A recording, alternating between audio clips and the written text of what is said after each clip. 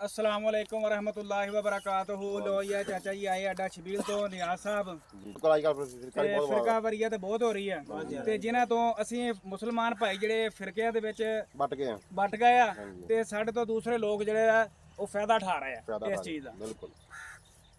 ਅੱਜ ਕੌਣ ਯਜ਼ੀਦੀਆਂ ਨਾਲ ਖੜਾ ਏ ਤੇ ਅੱਜ ਕੌਣ ਹਸਨੀਆਂ ਨਾਲ तकसीम हो गई महबूब दी उम्मत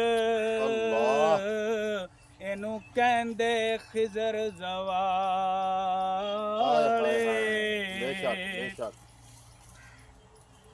मुतहद होंदे तां की करदा ओ भावें जितना कोई हम ताले असी फिरकियां ताई महदूद हो गए